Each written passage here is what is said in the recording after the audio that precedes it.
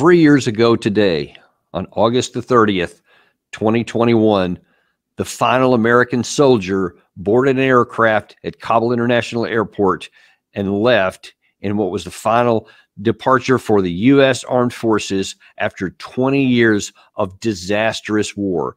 82nd Airborne Commander Major General Chris Donahue was the last soldier to leave the tarmac at Kabul and closed out one of the worst histories of the U.S. military in recent times. And this was such a terrible situation because it was entirely avoidable. There was so many people that were talking at the time about how did this happen and who was responsible, and everybody wanted to blame somebody else. It was David Petraeus' fault. It was Barack Obama's fault. Donald Trump, Joe Biden. Biden took a lot of heat for it and all this. But listen, the problem really was, it was America's fault, and it was all of our leaders across the board. And you can go all the way back to George Bush and everybody in between. And this was one of the worst disasters because it was entirely predictable. It was entirely foreseeable. It was not something that surprised people. It was not a disaster that shouldn't have happened. It was not a case to where defeat was taken from the jaws of victory. We had it in our hand, and only if the politicians hadn't stolen it, man, we would have had a victory. No, it was never like that. And I'm going to have somebody come on today that it can talk firsthand just about how serious this was and how knowable this disaster was. And that is Matt Ho, a good friend of mine, friend of the shows. He's on here quite a bit of time. And just so a lot of you know, we have a lot of history going back, he and I, all the way back to 2009, specifically on this case. And in 2009, actually, Matt, I don't know if you could talk a little bit about it. You made a lot of notoriety. In fact, the way that I even discovered that you exist is because you resigned from the State Department after a very promising start to a career because of the Afghan policy by the, not the Biden administration, the Obama administration. I wonder if you could tell us first a little bit about why you did that on that in 2009. All right, thanks, Danny. Thanks for having me on and talk about this. You know, of course, this is a war that we seem to have forgotten. The only reason I feel it's even been spoken about this week is because of the political campaign going on, and the commentary is completely empty commentary regarding that war. But anyway, I had been in the Marine Corps. I was in the Iraq War twice. I went over to the State Department, got appointed into the Foreign Service, and went to Afghanistan in April of 2009 as a political officer. I served first in the East, and I moved down to the South into Zabul province, where I was in charge of a provincial reconstruction team alongside an Air Force lieutenant colonel. And what I saw in Afghanistan was that it was no different than the war in Iraq. And I saw that the Obama administration was no different than the Bush administration, that the necessity to escalate the war in Afghanistan was being done almost entirely for domestic political purposes, that the Democrats wanted to prove that they were better war fighters than the Republicans were, and that this was the good war and we're the ones who are going to win it. I saw that any type of escalation of the war would not just be futile, but dangerous, that sending more foreign forces into what was essentially an ongoing war, an ongoing civil war, a civil war that we long had a hand in, but that continuing to put foreign soldiers into that civil war, present this occupying force, was only going to give legitimacy and greater public support to the Afghan Taliban. Essentially, what we were going to do by escalating that war in 2009 was to confirm the Afghan Taliban as the National Liberation Army that they said they were. And that's essentially what happened over the years. I also saw, too, that the Afghan government was incredibly corrupt. It was incredibly predatory. It was a government composed of warlords and drug lords. And after taking part twice in the war in Iraq, I was morally and intellectually broken. And after 5 months in Afghanistan, seeing what I was seeing, understanding what was going to come from this escalation of the war, I resigned in protest. Now, I remember in our conversations at the time, because I tracked you down from that article and a lot of the news that was going on there. And I remember We got together at one of the restaurants near one of the metro stops. I can't remember which one it was right off. In Roslyn. Roslyn, that's right. It was at the Roslyn station. We met there many times over the years, it turns out. But I remember one of the first things you told me was that, from your observation, was that the more troops we send in, then the more violence there was, and then the more troops we sent in, and it started this escalating cascade of bad developments that we really saw all the way through to the very end of the war. It almost never changed, especially during the Obama surge when he sent, the 140,000 U.S. and NATO troops over there. That just, everything played out the way you showed it to me, and I know you've said this many times. You take no comfort in being right, but man, you were right all along. And that's one of the things I want to highlight here. Not even you and I personally, but the fact that these fundamentals were known all along, that we're not going to have a successful outcome. Right. Absolutely, Danny. I mean, so when I resign, I get frustrated. I call the Washington Post after I've been home for a few weeks, and I say, I'm essentially, I want to write an op-ed. Because what I'm seeing, if people remember back in 2009, the fall of 2009, this question of what to do about Afghanistan, to whether to surge or not to surge in Afghanistan, dominated the American news for months, for really from July, I would say, through December. This was the major news story at the time. And when I was seeing in the national debate, it was devoid of anything that I knew the reality to be there. The reality of the war, the reality of the Taliban, the reality of us as an occupying power. But as you said, it wasn't just me. I mean, all the information was there. At about the same time that I resigned, the Boston Globe publishes a leaked report from our intelligence community that states 9 out of 10 Taliban members are not fighting out of some type of religious zeal or ideological commitment, but they're fighting in resistance to occupation. Right. I mean, there's another poll at the same time that came out that said 80% of Afghan men do not view the U.S. presence as good for their country. I mean, like, all the indicators were there in the public domain to say this doesn't add up to what General McChrystal and General Petraeus and Secretary Clinton are telling President Obama about what to do in the Afghan war. I mean, so the other part of it as well was that when I resigned, and rather than writing an op-ed, the Washington Post writes this huge story on me, dating myself by referencing a printed copy, but back when we used to call a big story front page and above the fold. Above the fold, yeah. Right, and that was me. There's my face on the Post, and huge story. I get in a cab that morning. The cab driver recognizes me. It was very surreal. But anyway, Karen DeYoung wrote the article on me, and it was 3,000 word, profile and courage. I think I might have said it to you a couple of weeks ago, like it was as if like an addition to Jack Kennedy's book. It was kind of ridiculous.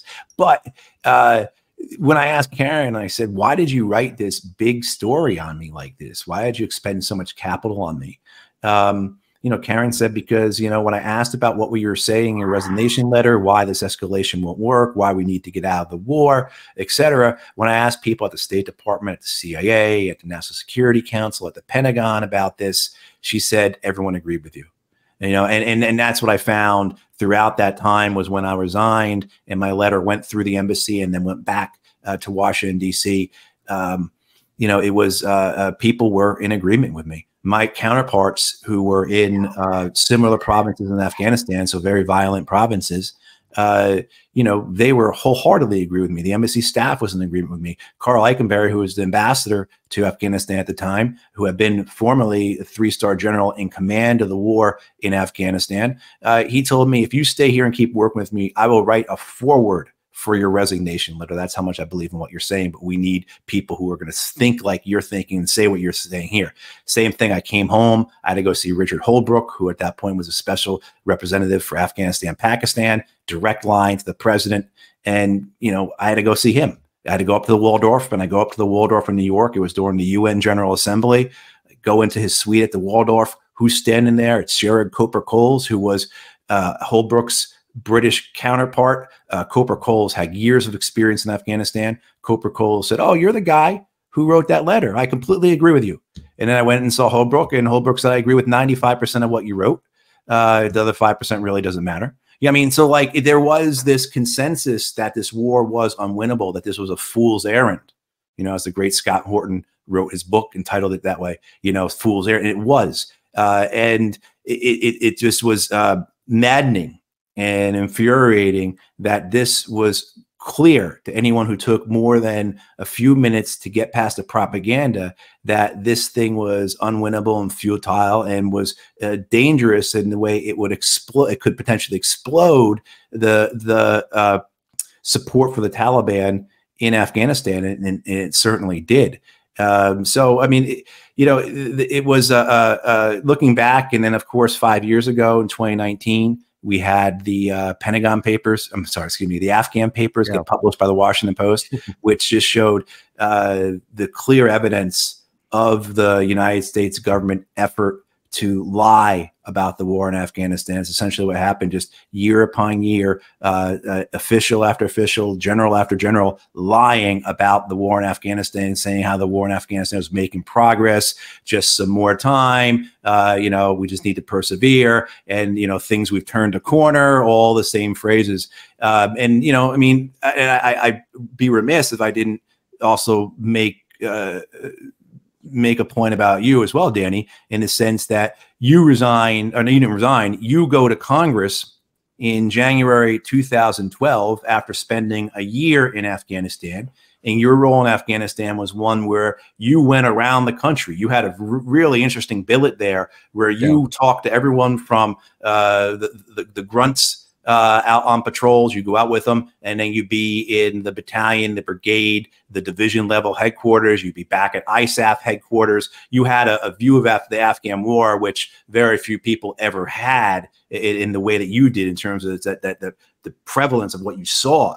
And you were there for a year, and you came home, and you realized it was as bad as you believed it was going to be. And then you went and you took from your position at the joint staff. You compiled a classified report, and you went to Congress, and you said to the Congress, the generals are lying to you about what's happening in Afghanistan. This is what's happening.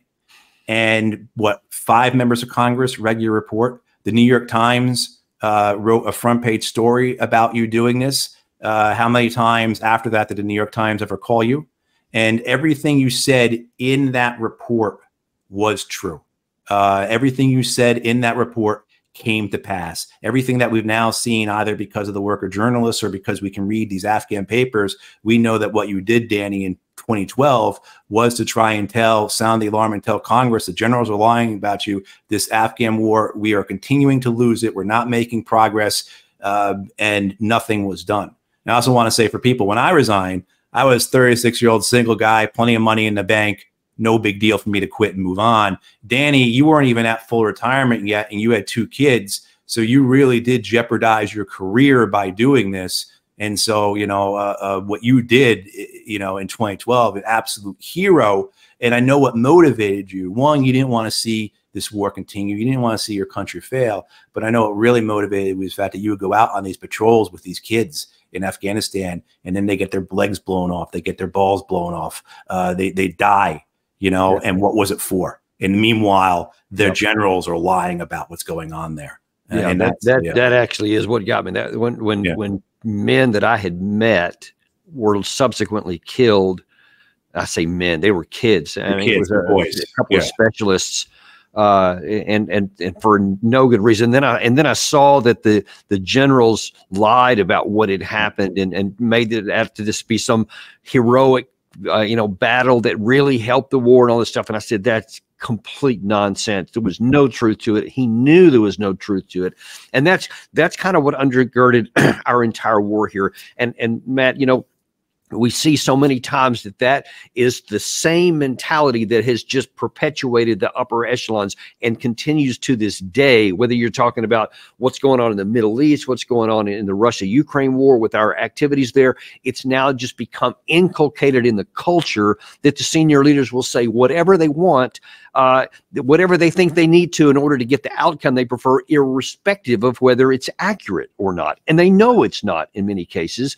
And I think that's one of the enduring legacies of the disaster of the physical battlefield that we saw, that it's now perpetuated this poison that's stayed in our upper echelons to this day, potentially causing us more trouble. Now, absolutely, Dan. I mean, you can't, just to emphasize that point, there's two aspects to this. One, the fact that there has been no accountability for this war. That speaks to issues of justice, integrity, who we are, this idea of a higher immorality, which we talked about the other day, a higher immorality among our elites, that they're allowed to get away with this by the public. The other side of it, though, is it makes certain that it happens again. If there was no consequences for this war, if there's no consequences for the Iraq war, no consequences for the torture, no consequences for the unconstitutional surveillance, spying on the American people, no consequences for supporting the genocide in Gaza, it makes it certain that it happens again. It makes it inevitable. And that's one of the reasons why we have this channel. One of the reasons why we have you on so often, because we're going to keep telling the truth. We're going to keep putting it out there. And the more we get folks who are watching our channel and subscribe to it and share it with other people, more and more people get the truth, so that over time that they're not going to be able to hide anymore. And I'm going to show a couple of examples here. One interesting thing, actually, I want to get into before that. For folks who may be aware. So you and I met in 2009, and by 2010, just a year later, just before I deployed, you and I wrote a joint piece in the Defense News, which really exposed a lot of the things in. This is where we started going public with what we were talking about, that's saying, hey, there is some real problem here, and it's missing the big picture. One of the things, Matt, from this article that I particularly found interesting, and I think really stood the test of time, was the last article there, which I hope doesn't fully come to pass, where it says, relying on 20th century geographic centric strategies that bludgeon tiny pieces of the Earth's terrain with large numbers of conventional combat forces to battle 21st century enemies who operate in geographically dispersed networks may lead to a future 9/11 that otherwise might have been prevented. And what we were saying there, we've continued to just beat that drum, is that by focusing on this claim that you have to have troops everywhere, and that somehow we're safe, from 9/11, creating more 9/11s by having troops on the ground, is ridiculous. And in fact, it accelerates the possibility, because of what you identified earlier on in this war as continuing to happen to this day in the Middle East, where we have troops in Iraq and in Syria and all these other kind of places like Gary's showing on the map right there, is that when you keep being this occupation troop or so, you keep building enemies and you give them access to you and ability to fight, etc., as opposed to withdrawing. And just let me ask you, Matt, so many people said for so long, we can't withdraw from Afghanistan because then it'll just be handing a victory to the terrorists, and all of it, we'll risk a new 9/11. Okay, it's been 3 years. There haven't been any new 9/11s. So, and it's funny because I see people saying, oh, well, it's just a matter of time, it's going to happen. But can you explain and why you wanted to put that last paragraph in there, and what that means to, a 20th century mentality versus a 21st century enemy that's geographically dispersed? It was the realization that the trope that we all get taught, that we're always fighting the last war when this war is different, was entirely true. And in my resignation letter, I said, look, if you're going to hold to this idea that we have to garrison Afghanistan to prevent another 9/11, well, then we need to go and we need to garrison Pakistan. We need to garrison Malaysia. We need to garrison Qatar. We need to garrison Germany, because that's where the bulk of the planning took place for the 9/11 attacks. This idea that the biggest safe havens for the 9/11 attackers was not Afghanistan. It was in Germany. It was in the United States. We had 9/11 hijackers in the United States 18 months before the attacks took place. The biggest training centers for them were the flight academies and the martial arts facilities they attended while they were in the United States. I mean, so this whole idea of a safe haven, even a safe haven, is just an absolute myth. It was just something that was an old idea, an old conception that fitted what was needed now as an excuse to maintain this war. And you'd hear our leaders at the time talk about it in a way as if, I remember General Petraeus speaking about the need to clear Kandahar. you know, that as if we didn't clear Kandahar, do you remember in 2010, that was going to be a big operation. We were going to go into Kandahar and clear it. And thank God they never did that operation. But we have to do this, you know, McChrystal and Petraeus were saying, because remember 9/11, as if the planes that took off and hit the Twin Towers and the World Trade Center came from Kandahar. You know, I mean, it's just so devoid of any type of critical thought, right? Examination. I mean, and it was just, but this gets back to what all nations do throughout history when they go to war and they want to propel the war and keep support among their populations, is they moralize and they scaremonger, right? So in particular, the scaremonger, if we pull out of Afghanistan, then we're going to have another 9/11. And that was certainly what you'd hear all throughout our occupation, all throughout Barack Obama's presidency. I mean, that's what he was getting hammered with,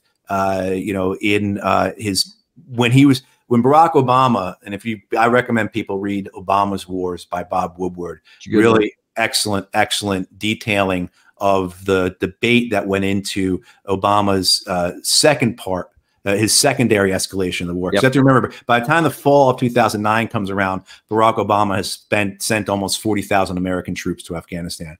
And you know, and this is actually something I want to point out, because I think people have lost sight of how big this war was.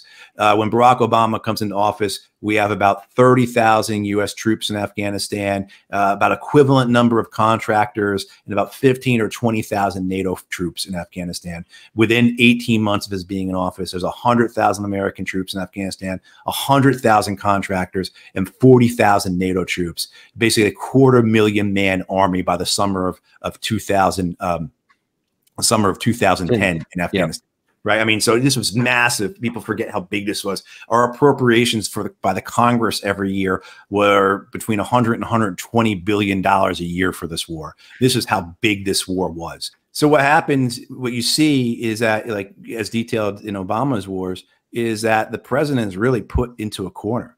And politically, most importantly, he's got, and this is not detailed in the book, but it's something you could hear, you know, in other sources at the time, as well as just stuff I heard from my experience as well, that every time he brought up this idea of not escalating the war, of getting out of Afghanistan, he was hit with this political question of, okay, you do that, and then what happens when somebody blows up a truck in Times Square? You're going to be blamed for, you know, not being tough enough, for chickening out, for leaving Afghanistan. That emboldened terror. And that's what drove, I think, so much of President Obama's decision-making on this. I mean, we know that in the first couple of days of his presidency, he had Rahm Emanuel and David Axelrod telling him that using drone strikes made him look tougher, more presidential. Right. And so immediately they start using more drone strikes. Right. I mean, so much of this is the political in terms of why this happened. But this idea of scaremongering, and then we also get into the moralizing as well. If we don't leave, what's going to happen to the women, that type of thing, you know, that dominates there. But the thing about it, when you look at it, Danny, when you look at the polling on this, it's like so many other wars in American history. The American public is supportive of the war at first. You know, high percentages of Americans supporting in 2001, 2002, 2003. By 2004, that number still starts to drop, but a majority still support the war in Afghanistan. By 2008, it's about equal. And after 2010, by early 2010, actually, it never recovers. The war never receives majority support ever again. By 2013, 81%, I believe was the number. 81% of Americans are against the war in Afghanistan, the most unpopular war in American history, greater negative numbers than either Vietnam or the Iraq War. I mean, so even though there was this propaganda push, this moralizing and scaremongering, the American people saw through it. And and actually, Matt, I want to jump in there because you're at 2013. In 2014, in July 11th, 2014 to be specific, you wrote a piece in U.S. News, which I think has a really important part that kind of tapped into that. You wrote, Rewind the newsreels back over the last 13 years, and you will hear praise from American politicians over modern Afghan leaders as Jeffersonian Democrats. You will hear generals preach of counterinsurgency principles that were vanquished an enemy by winning hearts and minds and occupied population, and you will marvel at the largesse of the billions of dollars earmarked by Congress for educational infrastructure programs for faraway people. None of these noble imaginings ever became reality. Rather, these dreams have manifested in a collective, ongoing nightmare for the American people. That's 2014. And right now, we're obviously 10 years after that. And now that it's all been manifest, just how much of a nightmare it was and how all of it, despite all of the things you're talking about, all the political things for Obama that he was worried about, what may or may not happen, all these things about looking at the polls, all these things about worried about, oh, but what about the Afghan women and stuff? All of it's been trashed now because we would never do the right thing. And now that it ended up costing all these people, and I still have a friend who lives there to this day, and it is like draconian living there. And the quality of life for everybody is just hideous. And in large part because of what we did. Right. I mean, we haven't even mentioned the suffering of the Afghan people on this, which has been, you know, just unimaginable to any of us. And it's been their whole lives. You know, I was born in 1973, which was the year the king was deposed. And so if I was an Afghan man, my whole life would have been nothing but war, foreign occupation, at best political chaos. Right. I mean, like that's the reality of life for Afghans for their entirety. And now, of course, they are suffering under this Taliban government. You know, we spent 20 years there, as the phrase goes, to replace the Taliban with the Taliban. You know, I mean, and so just the madness of it. I mean, I want to go back to 2014 because that's a pretty important inflection point actually for all of this. And this shows the importance of the Afghan war in terms of the American empire and how the American empire shifts in its war fighting. And so what you see Obama do, and he's rather smart about this, he's politically very astute, right? He says, I'm going to surge this war. He's able to hide sending 40,000 troops for the first half of 2009 or first 3 quarters of 2009 without anyone really ever commenting on it. And it's all about only sending 30,000 troops. But what he says is that after they're going to go for a year and a half, and at that point, we're going to start to draw down. And he's good on his words on that. And by the summer of 2011, Americans start to come home. What that does is that takes the Afghan war out of the 2012 election. It also doesn't hurt that, you know, what's also going on to distract Americans is that 10 million Americans have been losing their homes because of the Great Recession, the Great Financial Crash, those types of things. So American attention is certainly focused inward, unlike, say, in the 06 and 08 elections, where the Iraq war was the most important issue. So Obama's able to kind of thread that needle and make it so that the Afghan war is not an issue in 2012 because he's bringing the troops home. But what they also realize, the national security state, the empire, whatever you want to call these guys, what they realize is that troops on the ground is a bad thing politically for us. That Americans coming home in body bags, don't know why they haven't figured this out before, in a faraway war that has no purpose for the American people is not a good thing politically.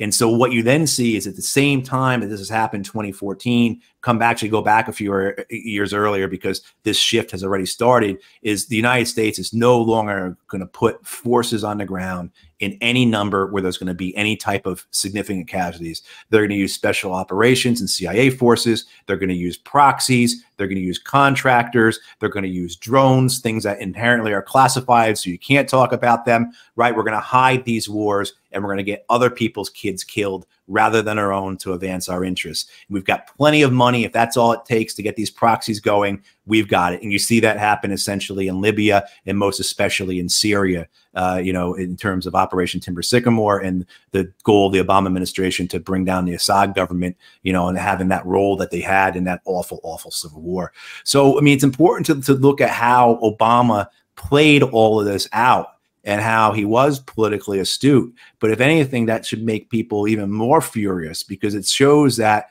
the American troops who were there, and more importantly, I think the Afghan people who were there, were nothing more than pawns, nothing more than actors in a political drama meant to boost and bolster President Obama's re-election chances, and then of course the Democrats in the 2014 midterms, in a sense that they are as tough as the Republicans and they can't lose any ground on a national security front.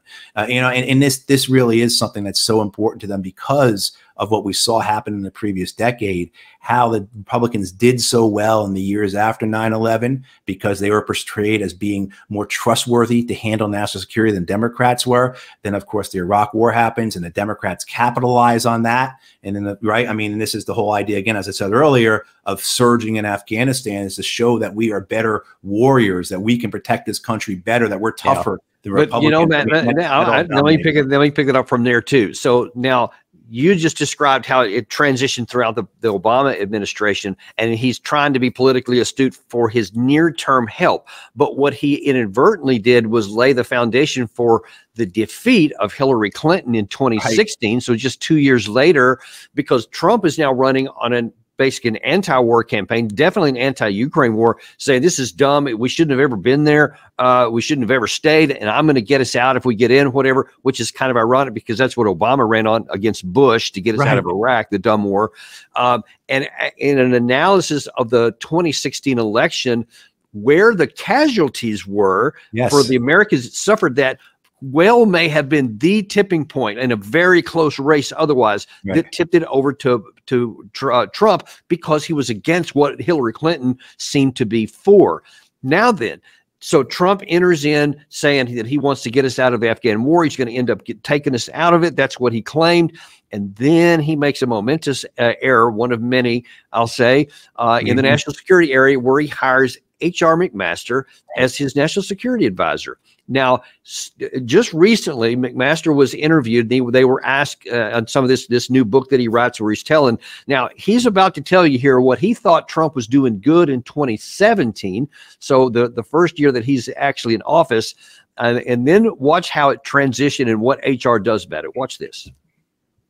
You write in the book, Trump established the first sound long-term low-cost strategy for Afghanistan and South Asia, but then abandoned that strategy and replicated the Obama policy of negotiating a withdrawal timeline with a terrorist organization, setting the stage for the Biden administration's humiliating retreat from Kabul in August 2021. You were out of the White House at the time that this was done. You write that you, quote, watched with incredulity and revulsion as he directed an envoy to negotiate withdrawal with the Taliban. You would not have advised him to do that.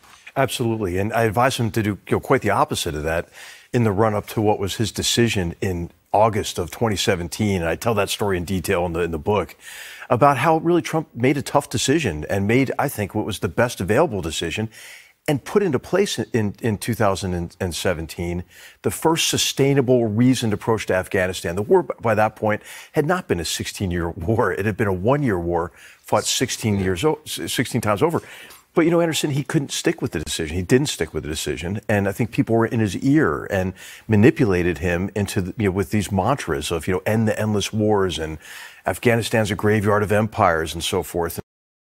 Yeah, so he's mocking Trump for not wanting to fight endless wars and a graveyard of empires, which it was until we went out. But you see that McMaster, for those who may not know, first of all, full disclosure, I fought under McMaster in Desert Storm, and we were really good friends for about 20 years until 2010 in Afghanistan, where we parted ways for some things I won't go into, but let's just say that we had a very different view on the way things should be done and the way things were done, et cetera.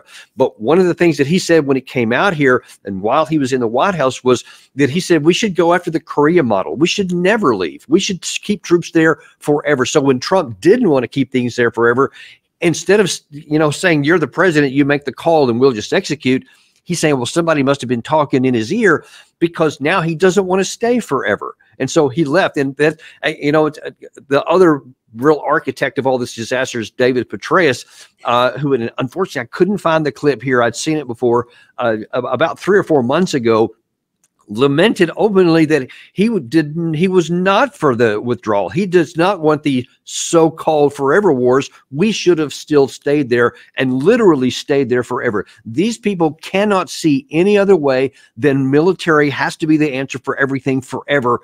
But I got to say one thing, Matt, it is so irrational to say that this one dot on the planet in Afghanistan somehow has anything to do with American national security from terrorism all over the entire globe where we have to. But they're so myopically focused on this one piece of land that they can't see anything else. And it's irrational. How do you view that?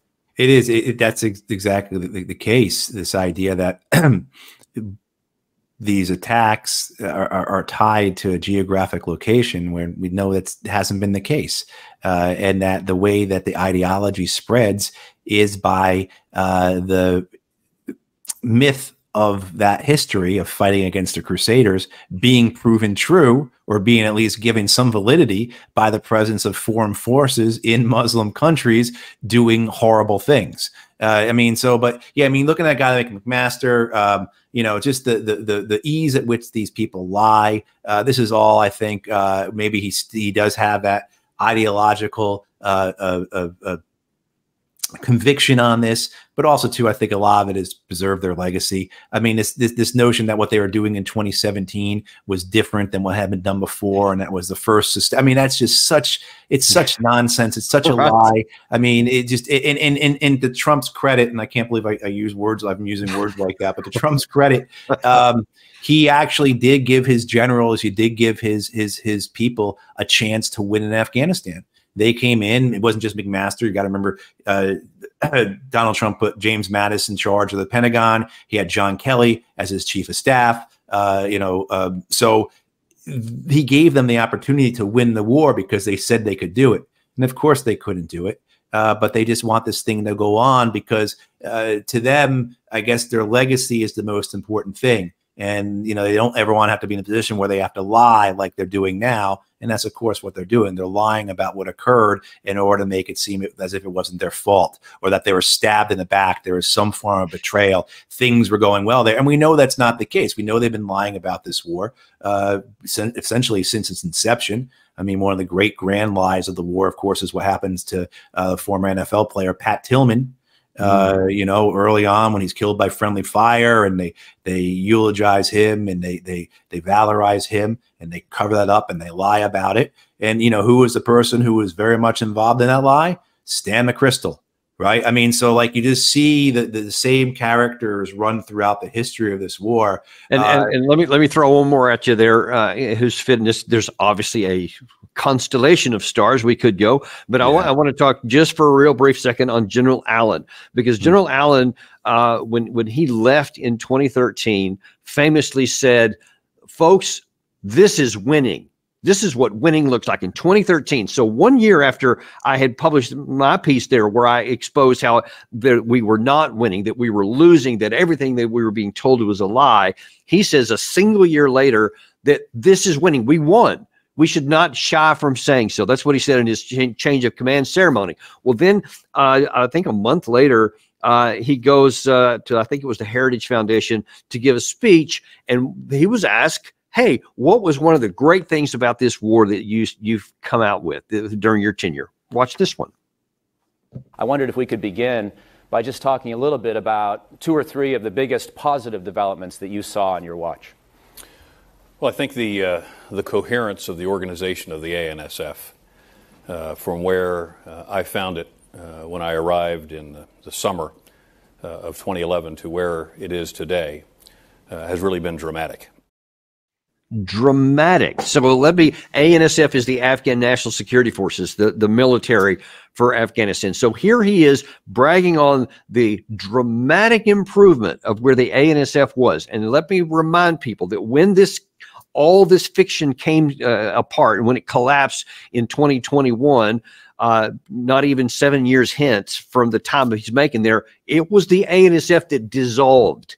And I knew from my time, and I had detailed it in my articles and in the things that I had written, that the ANSF was terrible, that they were awful, and that a lot of them were on drugs and all kinds of other reports, not just mine, but certainly I pointed that out.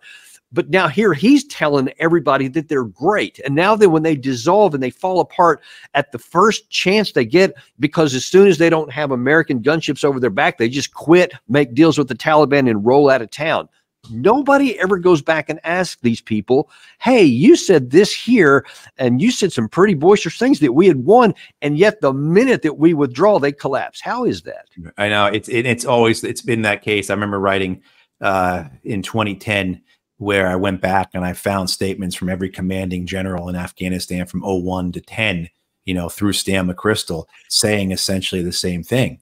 Just that we're winning. Progress is being made. It's just a question of more time. Light is, there's a light at the end of the tunnel, so to speak. And they're never held to account. They were never held to account. How many commanders did we have in Afghanistan? And none of them were held. And most of them perjured themselves. Most of them went up there to Congress and said flatly that we are winning over and over and over again. But the Congress also as well has a very big role to place in this in terms of their abdication. In March of 2010, I got to go in and brief Ike Skelton, who at that time was the chairman of the House Armed Services Committee. And I briefed him and I told him what was happening in Afghanistan. And this was,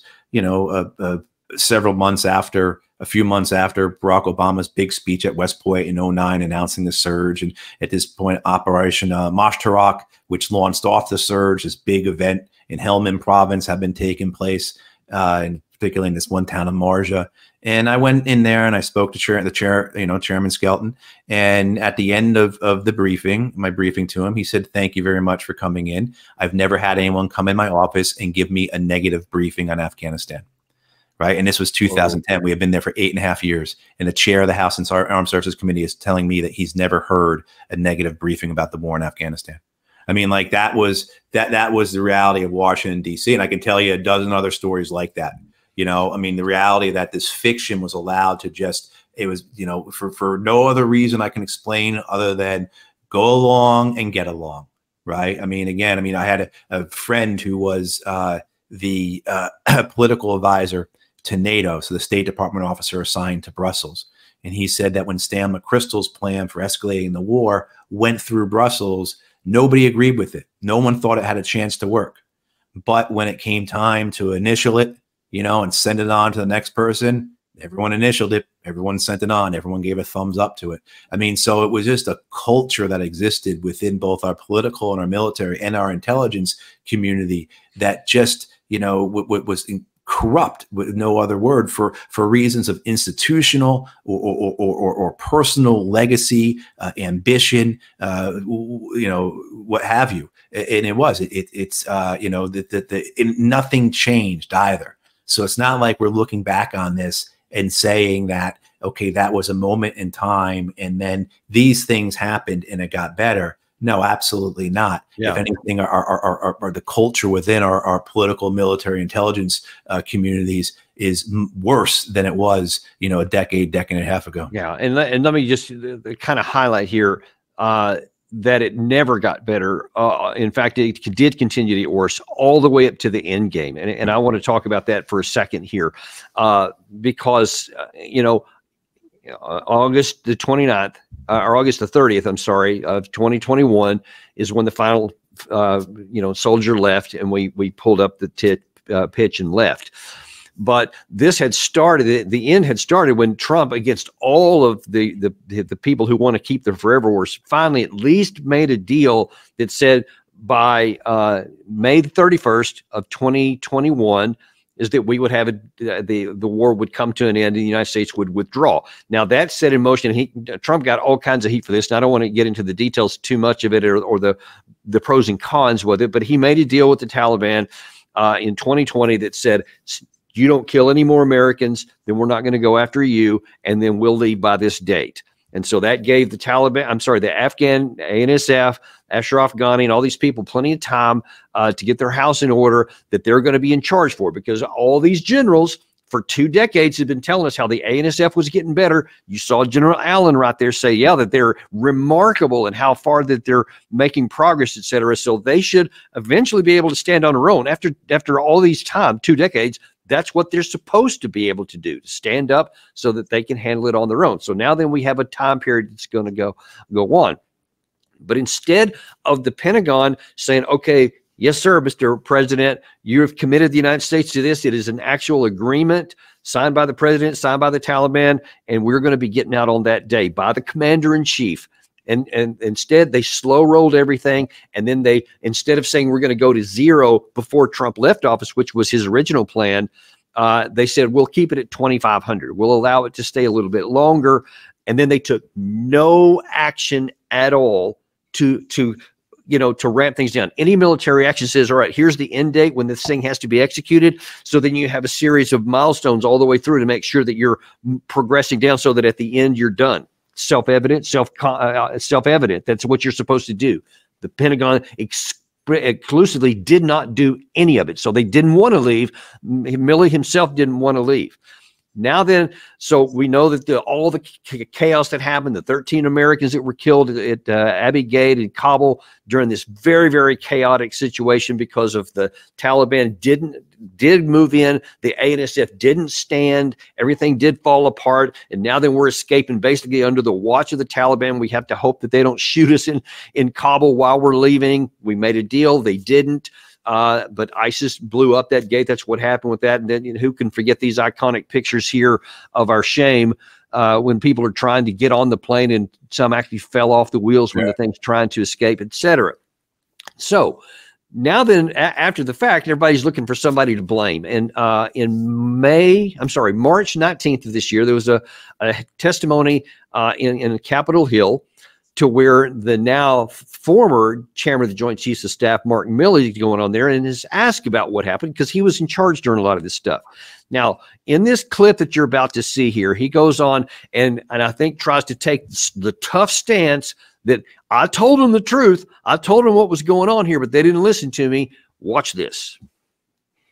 In the fall of 2020, as I previously testified publicly, my personal analysis, was that an accelerated withdrawal would likely lead to the general collapse of the Afghan security forces and the Afghan government, resulting in a large-scale civil war reminiscent of the 1990s or a complete Taliban takeover. In November 2020, DoD received orders from the White House to reduce troop levels to 2,500 by January 15, 21. When the current administration took office in January 21, there were roughly speaking 2,500 U.S. troops on the ground with about 22,000 NATO troops and contractors. Beginning in February 21, the National Security Council conducted a 10-week interagency review of the Doha Agreement, and various options were presented and debated. In previous public testimony, I noted that at that time, my analysis, based on my assessment and the recommendations of the commanders, to include General McKenzie, and the consensus of the Joint Chiefs of Staff, was that we needed to maintain a minimum force of 2,500 troops on the ground, mostly special forces, with allied troops and contractors, in order to sustain the Afghan National Security Forces and its government until the diplomatic conditions of the Doha Agreement were met. Without this support, it was my view at the time that it was only a matter of when, not if, the Afghan government would collapse and the Taliban would take control. Okay, very important, the last thing he said there. It was my decision then, or my assessment then, that if the diplomatic conditions were not set for the Doha Agreement, which of course they would never be, it was written in such a way that you could interpret it that it would literally never be met by people like him. So he would never want to leave. But he said, no, I said that they would not be able to stand if the diplomatic conditions weren't met. That's what he said in February of 2021. Now then, let's go back and look at while he was still in uniform in July of 2021, and he had a somewhat different view. Watch this. Thank you. Yeah, thank you. The Afghan security forces have the capacity to sufficiently fight and defend their country, and we will continue to support the Afghan security forces where necessary in accordance with the guidance from the President and the Secretary of Defense. The future of Afghanistan is squarely in the hands of the Afghan people, and there are a range of possible outcomes in Afghanistan, and I want to emphasize repeatedly, and I've said this before, a negative outcome, a Taliban automatic military takeover, is not a foregone conclusion. We will continue to monitor the situation closely and make adjustments as necessary. So there you have those just back to back. You can see the deception and the lies.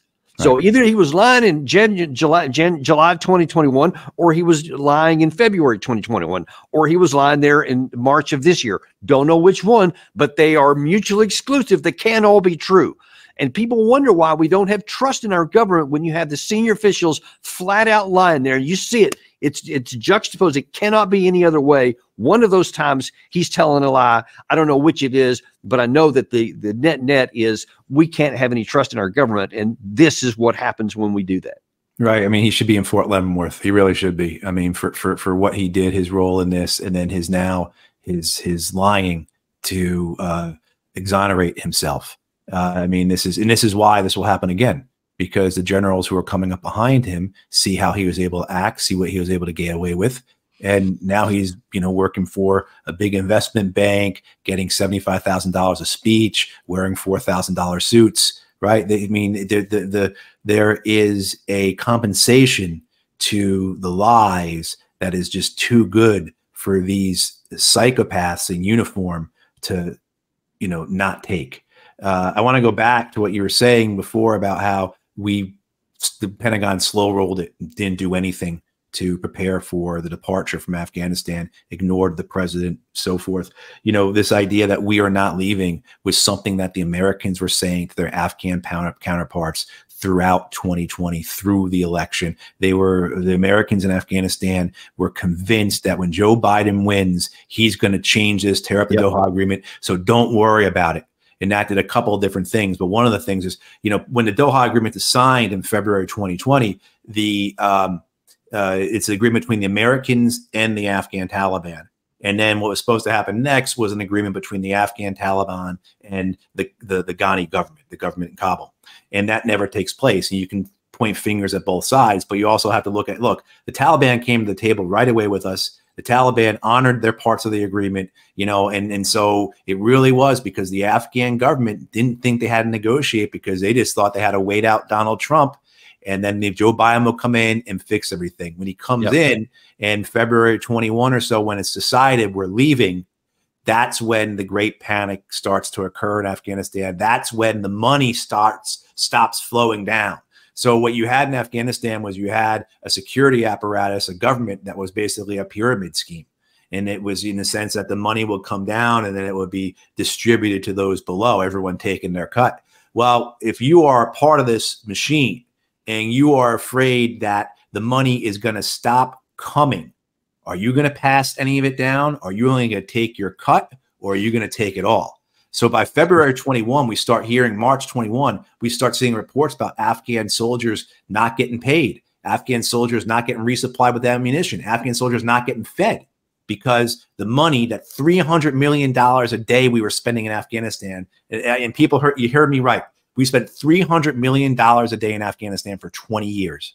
That money stopped flowing down to those men on the front lines, and they started packing up and walking away. So that collapse starts occurring, not because of what Milley's talking about, what Milley's lying about, but because of the very nature of the corrupt ANSF that we have built there. It was basically and let me pile on to that. So here's another thing that Milley didn't say. Here's another thing that no one on those committees asked him, but damn sure should the next time he's brought up there, which I hope comes pretty soon, and people will ask these kinds of questions. If the United States was committed to a course of action and the commander-in-chief, your boss, said this is what we're going to do, and I have committed the United States to it, then you will execute it. It's not a question. It's not an option. You don't get to decide whether you're going to or not. And if these people had not been telling the Afghan, their Afghan counterparts that, don't worry about it, because when Biden comes in office, he'll undo this because it was an executive action, blah, blah, blah. Instead, if they had just been saying, all right, here's the end date, here's today's date, and then we're going to work on the milestones all the way down to execute on time to get this out. Then by the time the Biden administration comes in, then you had everything on a glide path to May 31st. And imagine then, if we had been on that track and the Afghan people knew that was going to be the case here, then almost certainly we would have completed the withdrawal on schedule, on time, in order, without leaving a bunch of stuff behind. And there would still have been an Afghan government and an Afghan national security forces. Whether they stayed or not, whether they collapsed later on is certainly up for debate, but that would have been up to them. But the withdrawal itself would have been conducted in order. But because of the failure militarily of men like General Milley, who was the chairman of the Joint Chiefs of Staff, so it starts and stops with that guy, then none of the horrible things the way that happened, certainly 13 Americans who died almost certainly would not have, or a lot of the 200-something Afghan people who were killed in the same blast also would not have died, and you wouldn't have had all this chaos that we had. That needs to be part of this situation here, that the failure at the top, because of the lies and the unwillingness to follow orders in the chain of command by our senior leaders, contributed greatly to that chaotic scene that Gary showed a second ago. Well, when Milley was making his statements there back in March in the Congress, and he gets to the point, he talks about how, February 2020, the Doha agreements are signed, on and on and on. February 2021, we begin the interagency process to figure out how we're going to get out. Why he wasn't stopped there by a member of Congress and said, wait, what happened? It was a year after. And this is, so that type of dereliction, that criminal negligence of I'm struggling to find the right words because this gets me so upset.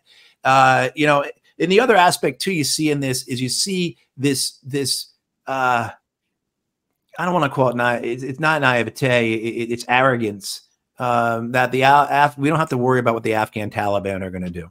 The Afghan Taliban had made it clear, if you don't make that May 1st, 2021 deadline, we are going to launch an offensive and we are going to win this war. And in Washington, D.C., oh, we don't have to worry about them. They don't count. It's only what matters to us. What am I going to say on Fox News on Sunday morning? That type of thing. And they really did believe that they could just blow past that deadline. Joe Biden comes out and says, we're getting out, but I'm going to push the deadline back to September 11th, 2021, in a really crass, right? That's just a politically terrible gesture anyway. But then, this idea, and don't worry about what the Taliban are going to do.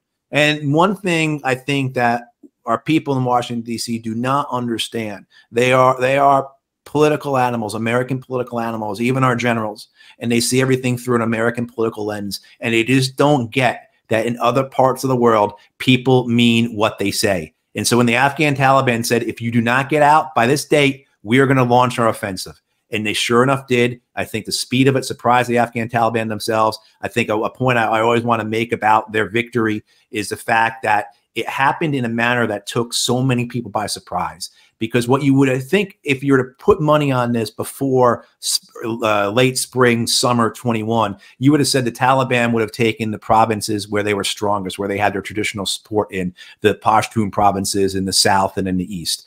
What we saw happen, though, is that some of the first provinces to go over to the Taliban were in the north and the west, their traditional enemies. And this was something that you and I have been arguing about, saying for literally more than a decade and a half, that what you're doing here is you're making the Taliban into an army of national liberation. You have kept in power a predatory, kleptocratic government of warlords and drug lords. And if you force these people to make a choice at the point of a rifle between either this foreign occupation with its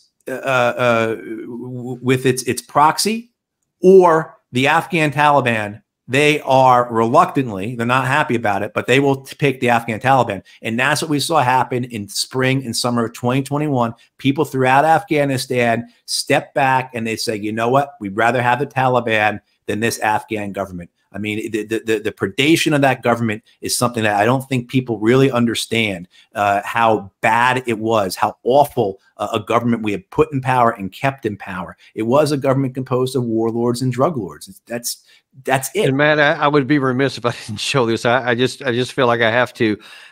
You talk about Ashraf Ghani, the guy who was in charge of a lot of that at the end. This is going to be a little cringeworthy to watch, because this is another one of those where we bring to a joint session of Congress and to a lot of thunderous applause to how great things are going to be for the Afghan people when he addressed Congress. Watch this. Afghanistan will be the graveyard of Al-Qaeda and their foreign terrorist associates.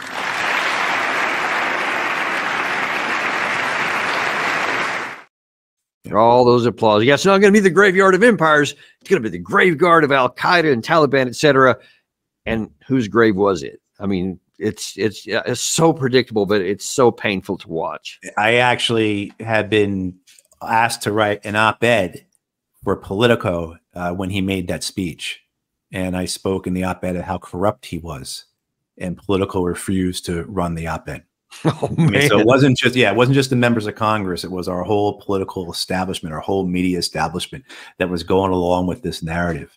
And yeah, I mean, and it comes undone. The house of cards falls apart in 2021, you know, for many reasons, but a lot of it because of our own hubris, our own arrogance, you know, our own failure to understand what the world actually looks like. You know, our narrative became reality for us, you know, and you still see that. McMaster, Allen, Milley, these guys, what they say, I don't think they're lying maybe as much as they actually believe that this was the reality, that they were so seduced that they were, you know, these crackpot realists, they were these fantasists and fabulous that they believed it. You know, there's a book I found in the Marine Corps, a book that officers were supposed to read was T.R. Fehrenbach's This Kind of War, about the Korean War. And it opens with a passage. It opens with a passage about how the Marine Corps are the modern day legionaries of the world, you know, and like it has a passage in Rome. He was called legionary. In today, he is called Marine, you know, something like that, right? Real raw kind of stuff. Anyway, but you see it when you look at the Trump administration, who he brings into power, McMaster, Mattis, Kelly. These guys really did see themselves as modern day legionaries. They really did see themselves as officers of the empire. And so this idea to them to lose any part of it is anathema. They really do view the world, not even in as a Zbigniew Brzezinski grand chessboard kind of way, because there's strategy and all that. They really just view it in a Borderlands type of way, in a sense that we have to protect ourselves from the barbarians. And that means holding territory with walls to keep them back. And I think you look at McMaster, you look at Mattis, you look at Kelly, you look at all these other types all throughout Washington, D.C. that really believed in the cause of this war. And you get back to, I think, that understanding of who they saw themselves as, you know, and that's why they're so easy for them to lie. Like Milley does, like McMaster does, like Petraeus does. And the criminal thing about it is that the media allows it to continue.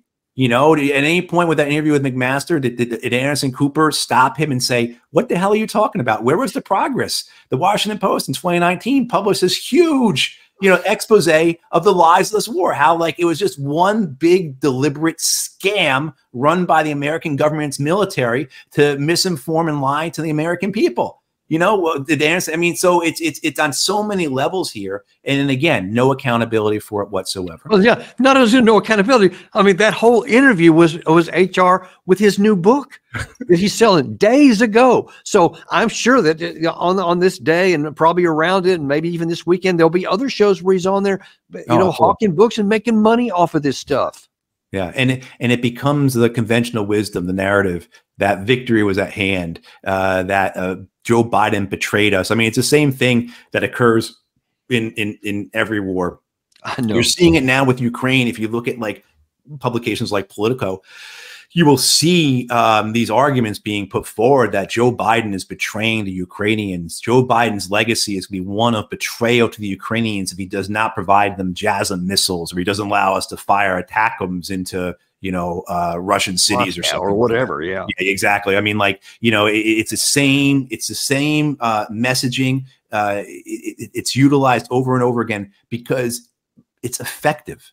It's effective. I mean, you have people still in this country who believe that the Vietnam War was winnable. If only the media hadn't stabbed us in the back, if only the Democrats hadn't stabbed us in the back, on and on and on. You know, I mean, like it's something that I'm grateful that there's folks like you and Gary, who's behind the scenes, who's doing this kind of work, because we need it, because we need to have this ability to accurately talk about what has happened, what is happening now, and what's most likely going to happen, right? Because the best predictor of future behavior is past behavior, right? And so if you bring a guy like McMaster, you bring a guy like Allen, you bring a guy like Kelly into your administration, what do you think it's going to look like? It's going to look like lies, gaslighting, and a whole lot of people getting killed and suffering occurring for nothing more than institutional and personal gain.